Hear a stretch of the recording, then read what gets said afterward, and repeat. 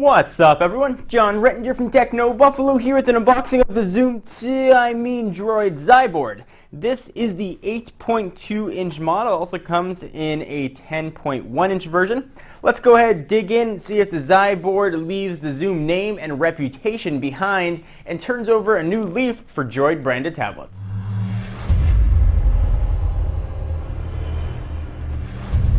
Alright, so here is the Xyboard 8.2. From a price standpoint, it's going to run you either $430 or $530 with a 2-year contract, depending on whether you get the 16 or the 32 gigabyte version. And it's going to translate to $600 or $700 if you decide to go without a contract. So we've got that droid eye glaring at you, judging you, and making all kinds of snap calls on you personally. It may haunt your dreams. We've got the typical silver droid box with the sleeve. So there's a better look at Sauron's eye. Droid Xyboard on the box. Some Brandon, Motorola, and Verizon all around it. 4G LTE as well. Let's go ahead and pull off the top, which I always feel naughty saying. And there is the Xyboard 8.2. Let's go ahead and pull this out. First thing you'll notice is a very different design than we've seen on other tablets. You got those sort of clipped off edges. Presumably that was to avoid any sort of legal action from perhaps Apple or the ire of Apple that Samsung faced with their Galaxy Tab. Although the back, you clearly wouldn't confuse this with any other tablet other than a Xyboard model. But we'll talk about this guy in just a second. Let's see what else we're going to get in the box. 4G LTE SIM card. Judging by the fingerprints on the device when I opened it, looks like the PR folks who sent this to us put in the LTE SIM card, and they did. Let's see what else we're going to get. A Start Here guide. So this is where you would start. How to set up email and all that kind of stuff. This is running Honeycomb. We'll go through all the specs in just a moment. Consumer information. We've got a charging and sync cable. This is the micro USB variety. Got a lot more books in here. So you can see what those are. Yay.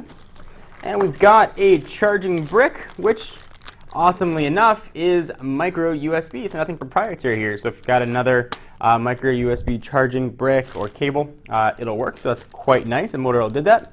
Let's go ahead and push all that stuff off to the side. Take a look at the Xyboard itself, and see if I can turn it on. Find where the power button is, and I'll walk you through the specs and tell you, oh, it's already turned on, what else you can expect from your Droid Xyboard.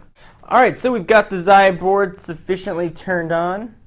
Let's go ahead and run through the specs of what this guy's got. It is running Android 3.2, so that is Honeycomb. Presumably it'll be getting a taste of ice cream sandwich sometime next year, although Motorola hasn't given a solid date on that. From a dimension standpoint, it's 8.5 inches by 5.47 inches by very slender 0.35 inches. Definitely is a thin tablet.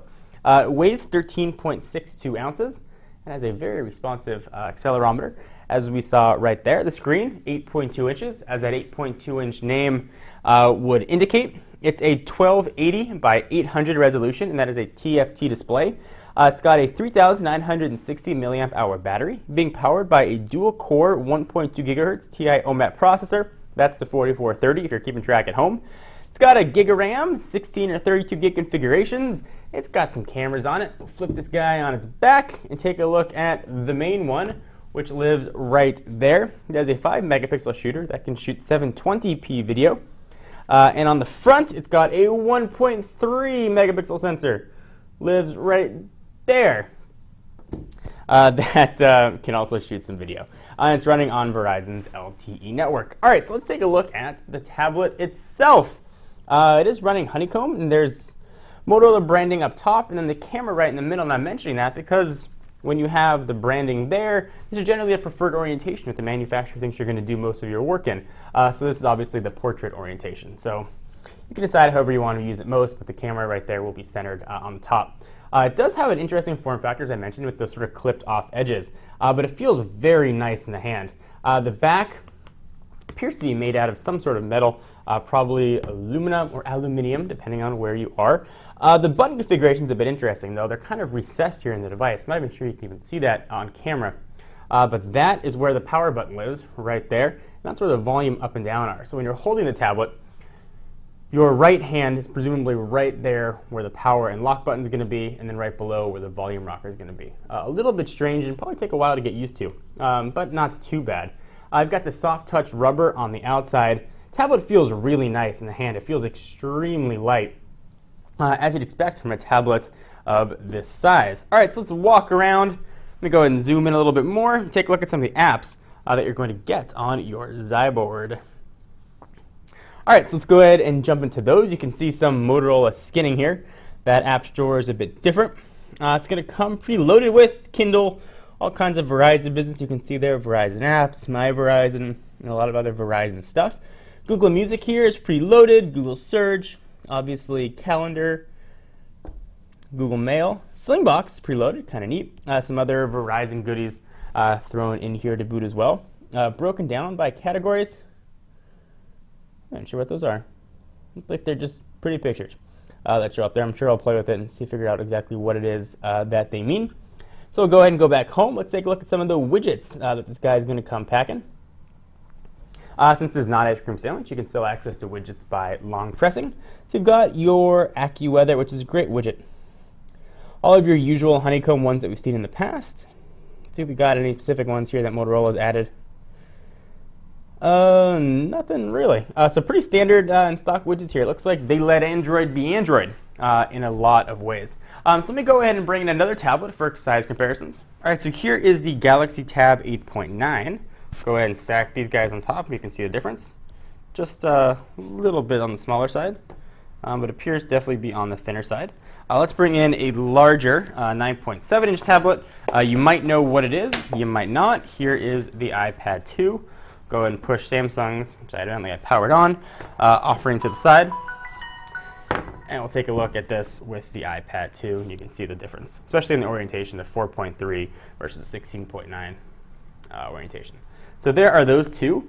This is the Droid Xyboard. It's available now from Verizon Wireless, rocking some LTE. We'll have an unboxing coming up of its larger 10-inch brother. I'm John Rettinger from Techno Buffalo, and I will see you in the next video. Bye. All right, so actually before I sign off, there are a couple other things of note that I wanted to share with you. On the top of the tablet, you've got your 3.5mm headset jack, and you've got some speaker grills living right there. On the left-hand side, there's nothing. On the right-hand side, there is those little recessed power and lock buttons. On the bottom, that's where your LTE SIM card is going to live, under that little drawer. Probably not much of a need to pull that out. You do have HDMI out, and then there's your micro USB charging, and then you've got another speaker grill living there at the bottom. All right, so now this is really John Rettinger signing out. Be sure to check us out at technobuffalo.com for all your tech news. See you guys in the next video. Bye-bye.